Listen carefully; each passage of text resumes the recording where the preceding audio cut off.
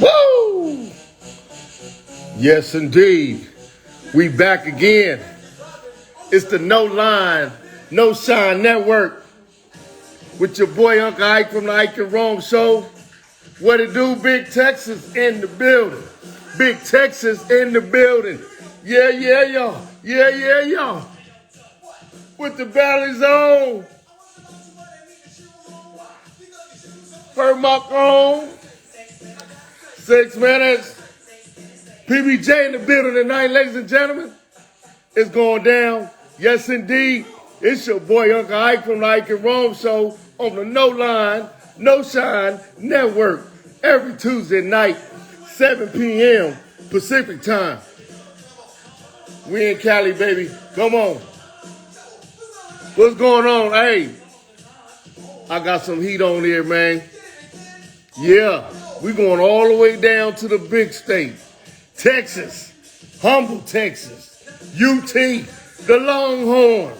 What you talking about? What you know about PBJ? Huh? Excuse me. Your own. Yeah. Hey, if it ain't big, it ain't from Texas. That's what I heard. Huh? Holla at your boy. Holla at your boy. It's going down tonight. We got him in here with us. The big boy in the middle. One of the big boys in the trenches. The one that holds up the linemen. The one that stop you from getting sacked. And the one that gets sacked. Ain't no football without them big boys. Yeah, they last in 100. Yeah, you got to clap it up for us. You going to have to clap it up for us at the end of practice because we're going to be the last one to come in. But you need us. Ain't no game. Ain't no game without us. Hey, Alexa, stop. She on. Let me try that again. Alexa, stop. Doggone it. What's happening, y'all? Hey, man, I ain't going to waste too much more time, man. Where my nephew at? We got to get him in here. Huh? We'll say, this Friday, where y'all playing Friday? I'll pull up. Holla at me. Big dog, are you in here? It's going down. It's going down. PBJ, ladies and gentlemen, together for one of the coldest defensive linemen in the country. Yeah. Out of Humboldt. Not Humboldt. Oh! There he is. What's up, man? What's up? Up in this piece. How y'all doing, man? How y'all doing? This joint, I told y'all. We gonna have. See, they thought I was playing around, joking. What's going on with you, nephew? Nothing much, man. Man. I'm out here in Japan, bro. Out here in Japan, man. Balling, man. Yeah. I did hear that you had signed with Japan. Yes, sir. You know any words? You know any language? You got to teach me something. Teach me. I got you. What you got? Here. Here I go right here. Watashi wa po Boyette Jr. Dus Origato Onegashimasu. Yes. My boy then went out there. Hey, nephew went out there and got he got bilanguage. Hey, that's all right, right? Oh, now, I don't know what you said. I don't know what you got. You got to help Uncle out. I don't know what you said. What you say? I just introduced myself, and just tell everybody, it's good to meet everybody. Aroshiku Onegaishimasu means it's a high blessing. Thank you. Like, I'm sincere about talking to somebody that is the utmost respect. So, yes, sir. I love that, bro. Hey, look, nephew. I'm gonna want you to teach me some other words because when I go get my nails done, I want to jump up on them. You know what I'm saying? Yes, sir. Hey, Unc got his foot done a couple weeks ago, right?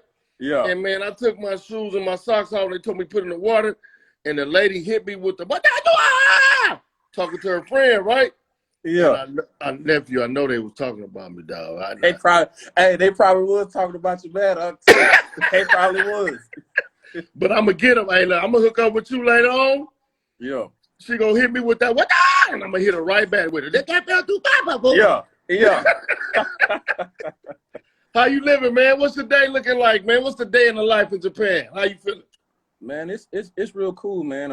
Honestly, I work out 3 to 5 days a week. I have practice on Saturday and Sunday. Other than that, like really just during the week, just exploring. A lot of people see on my page that you see that I'm constantly eating because I mean I like to eat.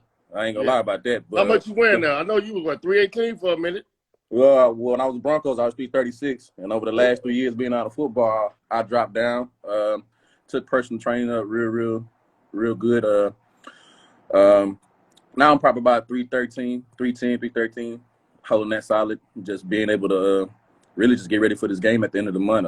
I'm excited about that. It's been 3 years since I can really put my hands on somebody, so I'm excited about that. So how do you feel? No. First of all, let's go back. This pandemic, how was that transition, man? You finished college at UT in I believe it was 2016. Yes, sir. You had some time that you spent with the Broncos in Denver. Yes, sir. But with this pandemic, man, the last 3 years, trying to get back in a position where you can play your goals of playing NFL, of course. Yes, sir. How difficult was it to try to like get around to these different teams, being that everything was closed?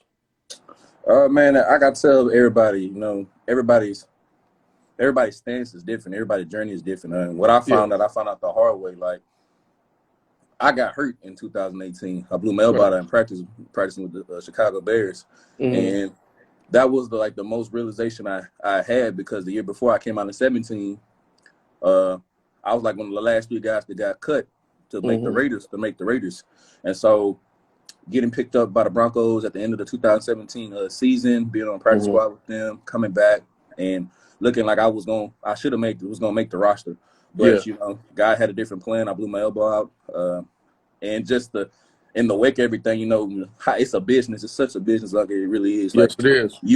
You get so caught up in living your dream, and then at the end of the day, like being in the NFL, it's about availability. Yeah. And one day you're there, the next day you're gone. And like I've been next to guys that played in games, the next day they were cut, and now I was on that same spectrum. And I saw a guy that walked in that played in the same conference I played in the Big 12, and I was like, damn, he looked familiar. I said, I know him. He played at Oklahoma State. And I said, well, damn, I guess this is it. And then I got called up. They told me, like, Paul, we're gonna let you go. We want to get you back. And that was it. And I had to come back home. And it was such a difficult adjustment for me, because, you come back home, and I'm from a small town. Everybody knows who I am. Yeah. And so just seeing people like, Paul, what you doing here? Like, aren't you supposed to be playing? And I was like, it was hard for me to adjust, because I felt like I was a failure. And, the type of agents that I had, and the way the agent game work, they're gonna tell you what you want to hear just to give you confidence. And I was constantly lied to about, oh yeah, this and this and that, and we got these people coming for you. They gonna call you for this and this and that. You got this workouts. Now I had some workouts, no lie, I did, but I kept on getting the short end of the stick. And so, like, to be honest with you, like, when I had to go back and work in the school district that I graduated from, like, it put me in a whole different mindset. I was like, man, like, I tried to stay positive. Depression is real. Mental health is real. So having to deal with that, like, trying to be mentally strong day in and day out, because I know what type of player I am, the type of leader I am, to be capable of go out there and play on Sundays. I know I've been around guys. I've been around all the best talent in the league. And, us as a man, you feel like, hey, man, if he's out there, I know I'm better than him. And that's just the way of the business. Right. That's the truth. And that's just the way I'm very confident in myself. But at the end of the day, like, it just didn't happen. And, like, I was out the game for 3 years, and then this opportunity came and presented itself in Japan. I was just like, hey, man, like, it costs. I can tell people all the time, like, it costs $10,000 to come out here, and I get to wake up here and live here in Tokyo. Come on. What I mean? So come on. It's a blessing. And like with the pandemic, like, I was supposed to be out here at the beginning of 2020, and then COVID hit, and then, man, like, it was hard. Like, my family, everybody was like, "Are you still gonna go keep your head up?" I started working different jobs and making money. moved in a house and everything. And at a point in time, I was like, you know what? I might hang these cleats up, you know. But then something just told I just told myself, like, at the end of the day, if I decided to do that, like, I would have to live with that decision for the rest of my life. Yeah. And I knew at the end of the day, like, yeah, I'm 20. I just turned 27 in December So last year. And got that's what I said juice. exactly. Like, I still got a lot of thread on these tires left. So like I said, I'm gonna come out here and go ball. And like, I'm so grateful for my organization and sticking with me for this last year and a half. So I'm excited, man. Like, it's something that I'm so appreciative, because when you've been told so many times that, oh, you too old, oh, you ain't got enough film from the last 3 years, and you like, dude, I still go out here and compete at the highest level with anybody. You line me up in front of anybody, I can go out there and get the job done. So That's right. Now it's been put in perspective with me, like, man, it don't matter where I lace up, where I go. I could have been in Europe, but I'm over here in Japan. Mm-hmm. It's football. And so I'm so blessed and highly favored, man. Like, God is good. Ladies and gentlemen, yes, it's your nephew, our nephew, Paul. What's up, Big PPJ? Yes, sir. Up in this piece. Yes, up sir. in the building. Man, and just coming from the city that you come from, being humble, small town, and you're very articulate, genuine, warm, heartfelt young man. Keep up what you're doing, bro. I'm so proud of you. And you spoke on it a little bit a minute ago.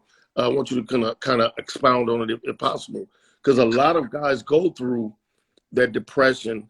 So coach saying no, and I don't look at it, of course, as no. It's probably God saying, "I got something better for you," or not now. Yeah. How did you manage to overcome that mental health, depression? And how did you get through? Give me some bullet points that it can help some young men or women that are listening to you tonight get through it. Yes, sir. That's a great question. Man, I think for me, it's like, we live in a world that is worldly things. Yeah. And like, I come from a small town. I come from a great family, in the church every Sunday. Okay. And I got away from that. I got away from what my well-being was, having that disconnect with God, because I felt like at the end of the day, like, I was being punished because I feel like I've done something so wrong by people who've done things wrong. And I couldn't understand, like, why my other peers, people that I grew up with, people I played with, played college ball with, hell, even been around with, how they were having more success than me. I didn't win here. I didn't had all these accolades. Why is it not happening for me? And at the end of the day, as a man, like, it's a normal thought that we all feel like you get a little bit conceited about yourself. Right. And at the end of the day, like, it's only one person that's out there that can control everything. That's God.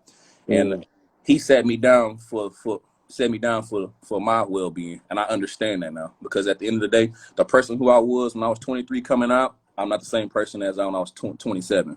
And I think of my life up to this point now, just like football in 4 quarters. Like, first quarter was middle school, high school. Halftime was college. Third quarter was this part of me right now, where I'm at right now. And the fourth quarter is going to be a blessing. Everything I've been want to pay dividends, and furthermore. And I owe it to myself to go out there and compete at the highest level and want to be great.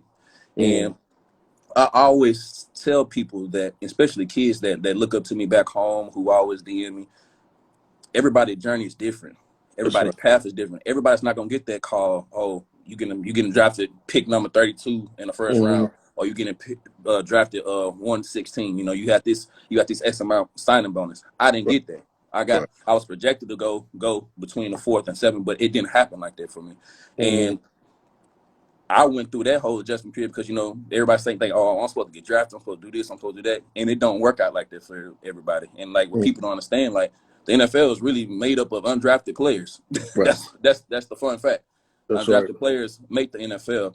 And being around guys who went undrafted, guys that got big contracts, and just getting their testimonies of how they stayed positive, that would really just woke me back up, because me coming home, like, I had to realize, everybody who used to call me, oh, Paul, man, I want to come see you play. I want these tickets. Nobody gave a damn when I got cut and when I was hurt. It's only my loved ones, my mentors, everybody, those who close to me, that, hey, man, you got to go to work. You got to do this. You got to do that. It's gonna be all right. And when you've been playing football since you was 5, 22 years in this thing, you feel like this all you know. So I only identify myself as being a football player, and I'm so much more than a football player. Yes, and that's sir. what I found out about everything. Like I never would have thought I would have been one of the best personal trainers in my area. Right. And that's what happened. And I fell in love with that. Going back and being a teacher, working with SPED kids and unbiased D, that saved my life. That changed me so much. And you got to write these IEPs. You got to write the IEPs. Yes, sir. So like, I'm so grateful for people in my community believing me, with giving me an opportunity to go back and work and being a face in my community. Like, at first, like I thought like it was a joke. Like, man, I went from making $12,000 a month on practice squad to making $1,300 a month. Like, I'm like, that's no money. Right. And what I realized, the NFL is a box. At the end of the day, like, yeah, you practice 3 to 5 days a week, and on on Sundays, Mondays, and Thursdays, you go out there and you get paid. So I've got big game checks before.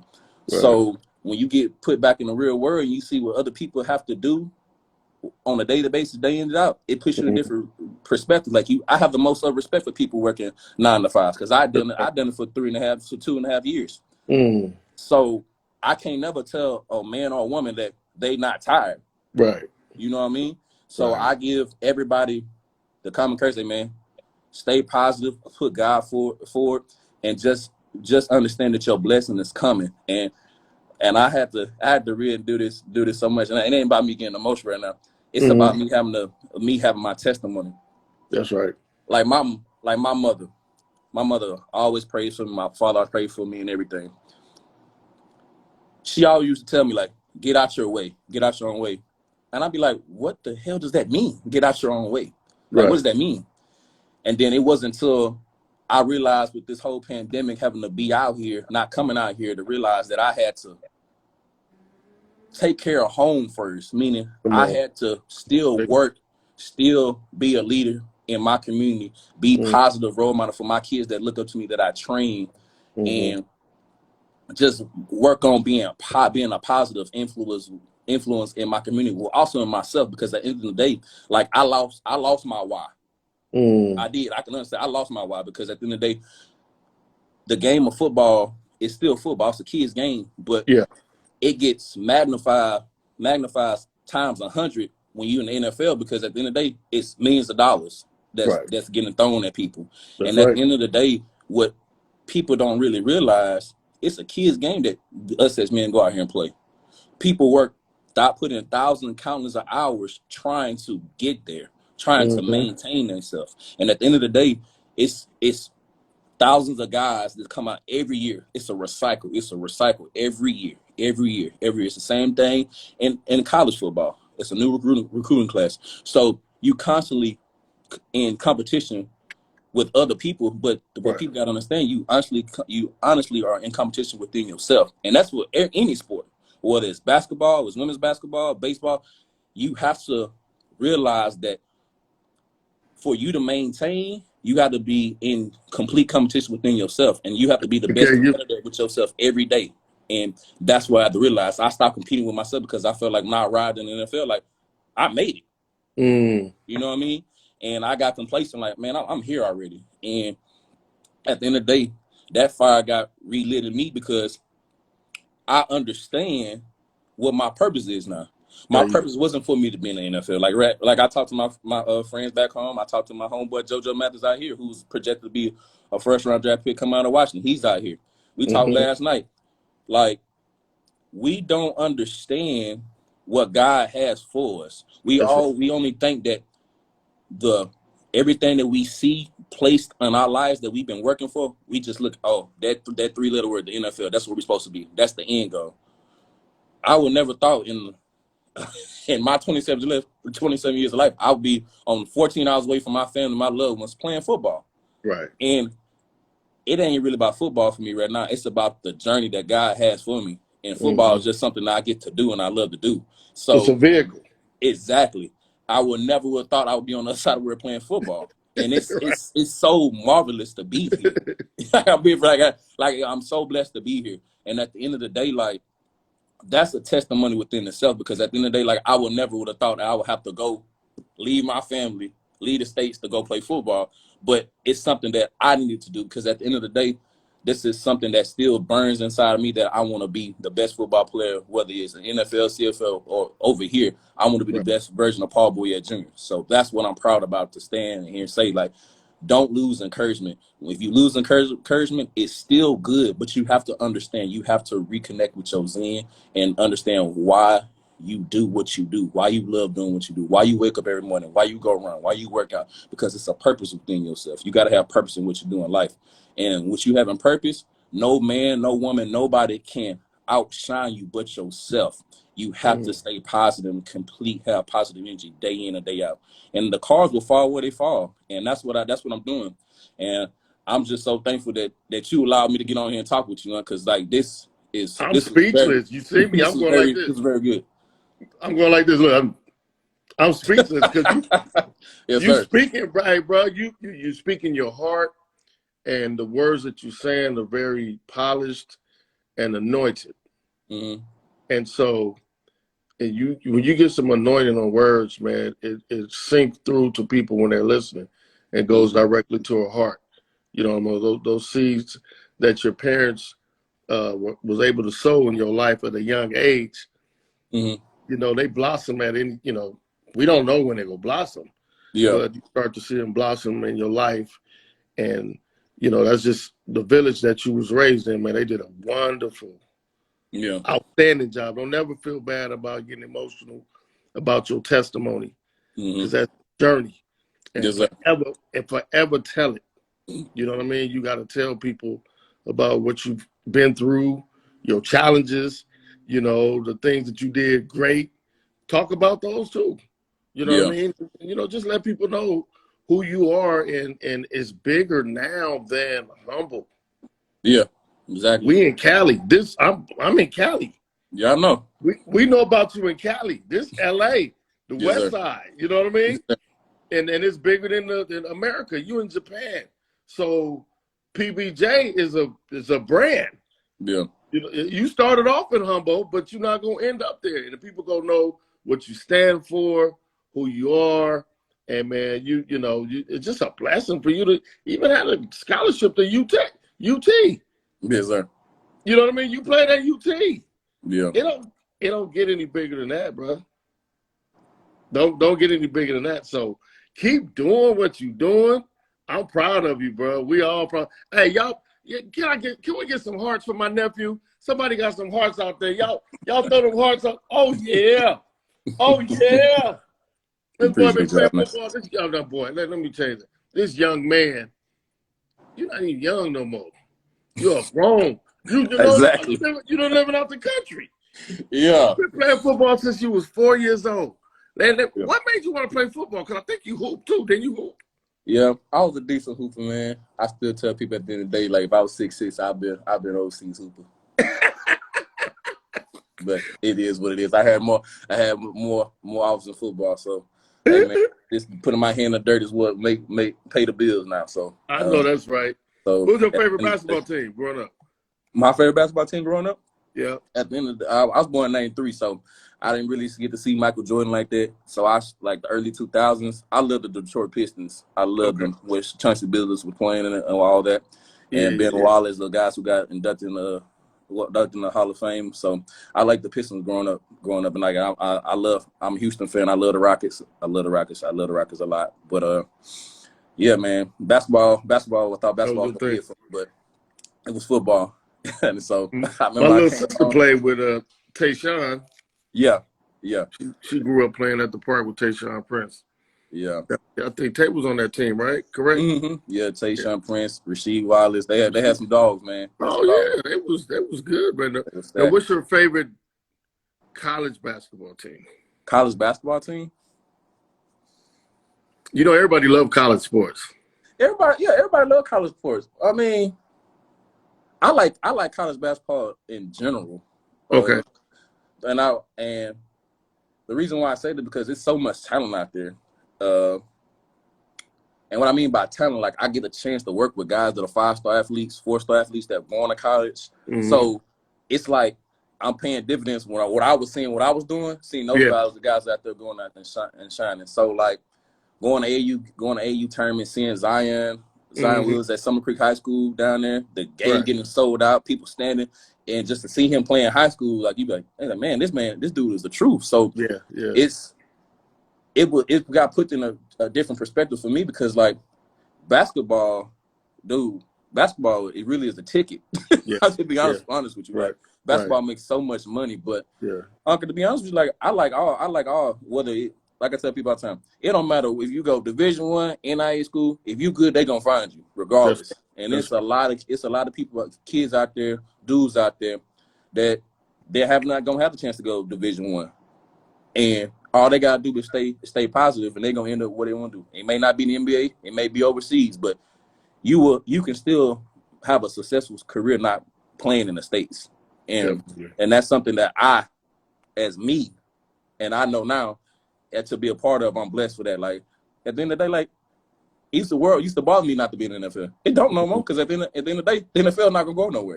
Right. Like what I'm building over here now, is something more. It's something more better because I want to get this league bigger than what it is. That's right. And like coming here, being the type of player I am coming here, it's something that me being a trendsetter. Like I'm the only American on my football team. Oh wow. Like, I'm the only American. So it was difficult for me. Like, man, I'm gonna be the only American. Ain't nobody gonna be able to talk. I'm about to learn Japanese. I was kind of scared, but like getting here, it's the best thing. There you go. It's the best thing because at the end of the day, like I can teach everybody English about America, right? And they can teach. I can teach everybody the game of football the way it needs to be taught, and also I get to live and embrace their culture. And it's some of the best days I've had so far. I've only been out here a month. It's the 13th here. I've only been out here a month and 4 days. So wow. 2 months and 4 days. So I'm enjoying myself. I'm just excited for my first game at the end of the month. I know you can't wait. We're gonna go from there. You're already speaking the language. Look. Yeah. So we're gonna go from there. We pull up in Humble. A couple questions before I let you get out of here. We pull up in Humble. Give me 2 spots where we gotta go eat at. We gotta go. Man, I ain't gonna lie. My city has some good food, man. But we gotta go down to Houston and go eat, man. I gotta take you to This Is It Soul Food. Okay. What's the name of it? This Is It Soul Food. If you like soul food, This Is It Soul Food. Okay, I think I heard of that. Yeah, This Is It Soul Food. Gotta go there. Okay. Man, it's a whole bunch. I'm a foodie, so like we can go. I can take you anywhere to go have fun. If you want to go turn up too, I can take you places to go get turned up too. So. Yeah. Whoa. All right. Yeah. We're gonna make it do what it do. Yes, sir. Before we get out of here now, could you explain to us and the world what does no line, no shine mean to you? No line, no shine means at the end of the day, whether you shining bright one day or you down deep in the hole, you your own light. Yeah. That's what it means to me. Ever since you sent me my package, going to training camp. That's what that means to me. That's right. Because at the end of the day, like you just told me, like I'm a positive influence, whether I'm in the NFL or whatever I do. It's about positivity. It's about having a voice. And with everything that you guys do on this page and what I've been a part of speaking with you, it's nothing but positivity. And we need that in our world, especially for our young black men. And hold on. You definitely put it down.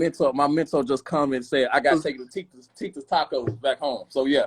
Tacos. Okay. No one taco spot in Texas. So, yeah. Alpha Flex. Okay, we got to hear Tita's. Tita's taco. Hey, you ain't said say less. Yeah. Say less. You ain't said nothing but a chicken wing. Yes, sir. We definitely there, man. And you have done tremendous. Your mentor, Alpha Flex. I appreciate you. Mom, Pop.